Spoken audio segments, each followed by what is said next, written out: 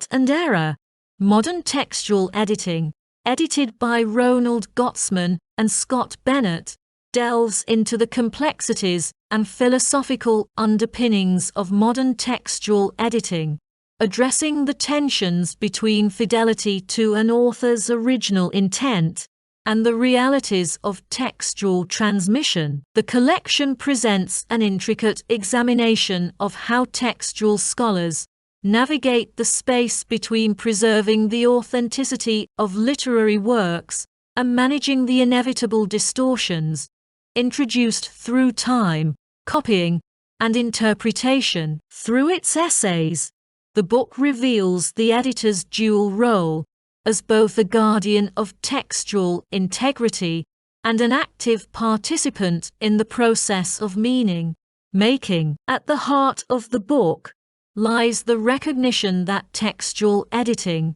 is far from a mechanical process of correcting errors or restoring an idealized original text. Instead, it is an interpretative act that involves nuanced decisions about authorial intent, historical context, and the instability of language itself. Gottesman and Bennett bring together a range of perspectives that highlight how editors must confront the validity of texts, especially when dealing with works that exist in multiple versions or have been altered through successive publications. This editorial challenge is not merely technical, but deeply philosophical, questioning the very nature of what constitutes a finished or authentic text. The collection explores the ideological and methodological debates that have shaped modern textual editing. One major issue it tackles is the tension between eclectic editing,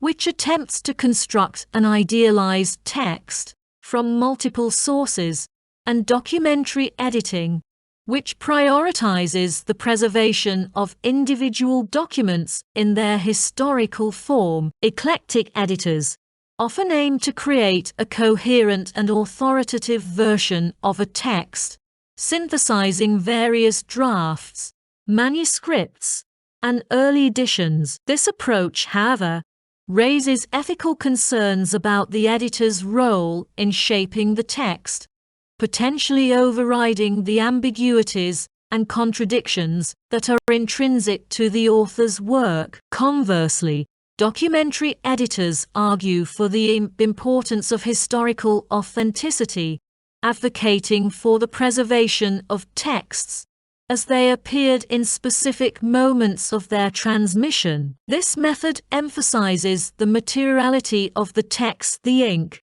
paper, typography, and marginalia that contextualize its creation and reception. Yet, this approach also presents challenges, particularly when multiple versions exist, each with its own claim to legitimacy. The book underscores that the editor's responsibility is not simply to choose between these methods, but to remain critically aware of the implications that each choice carries. Art and Error also engages with the philosophical dimension of error in textual editing. The very concept of error is problematized, as the book argues that what is often deemed an error might, in fact, reflect meaningful variance or intentional deviations. Editors must grapple with the question of whether to correct perceived mistakes or to preserve them as part of the text's history. This issue becomes particularly pronounced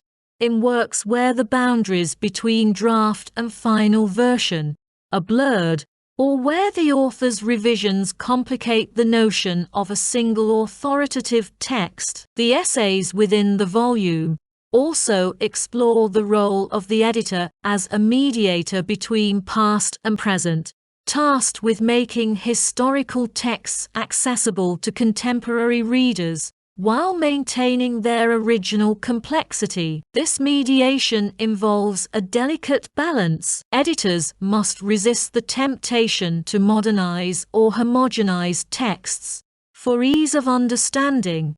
Yet, they must also provide the necessary scholarly apparatus, such as footnotes, annotations, and critical introductions, to guide readers through linguistic, cultural, and historical contexts. In this sense, editing becomes an act of translation across time, where the editor serves as both interpreter and conservator. A recurring theme in the collection is the ethical responsibility of the editor. Textual editing is not a neutral activity. It involves judgments that can significantly influence how a work is understood and valued. The editor's choices about which version of a text to prioritize, how to handle inconsistencies, and how to frame the text through paratextual materials all contribute to shaping the reader's experience. Art and Error highlights how these decisions reflect broader cultural and ideological frameworks,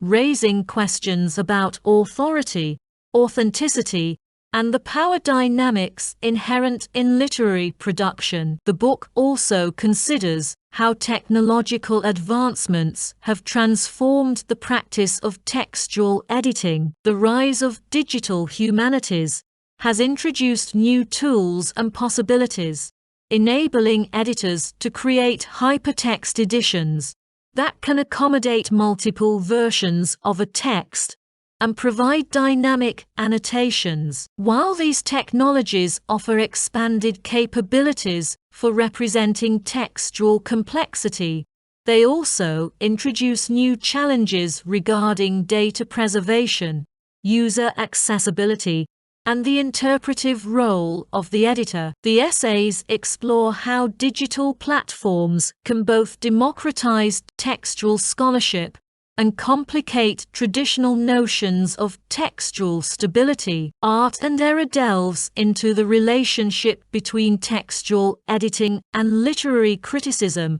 arguing that the two disciplines are deeply intertwined. Editing is itself a form of critical engagement, as it involves close reading, contextual analysis, and interpretive judgment. The collection demonstrates how editorial decisions can influence critical debates about authorship, genre, and meaning. For instance, the placement of a poem within a particular sequence, or the choice to include or exclude certain passages, can shift interpretations and alter the critical reception of a work. The book's title, Art and Error, encapsulates the paradox at the core of textual editing, the recognition that the act of editing is both a creative and a fallible endeavor. Editors strive for fidelity and precision, yet they operate within constraints